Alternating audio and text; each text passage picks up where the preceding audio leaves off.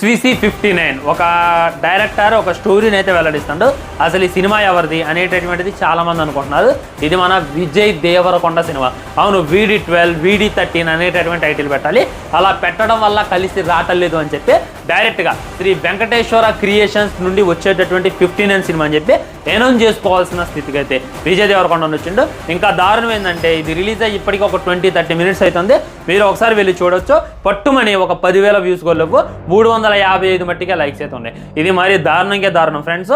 ఇది చాలా మంది పట్టించుకోవట్లేదు అనమాట. ఎందుకంటే ఒకప్పుడు విజయ్ దేవరకొండ దగ్గర నుండి ఫస్ట్ లుక్ వస్తుందంటే చాలు భయంకరమైనటువంటి హైప్ ఉండేది. లైగర్ టైంలో అన్నకున్నటువంటి హైప్ అంతా ఇంత కాదు. అప్పటికే కొన్ని సినిమాలు ఆడలేదు.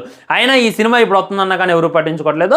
అండ్ టీజర్ చూసుకున్నట్లయితే 22 అంటే ఒక 4 రోజుల్లో 7 గంటలన్నరకి టీజర్ని రిలీజ్ చేస్తాం అనేటటువంటి చైనా అనౌన్స్మెంట్. అండ్ ఈ సినిమా పేరు వచ్చేసి రౌడీ జనార్దన్ అనేటటువంటిది 100% ఉంటుంది అని చెప్పి మనకైతే అర్థమవుతుంది. ఒక పోస్టర్ కూడా రిలీజ్ చేశారు.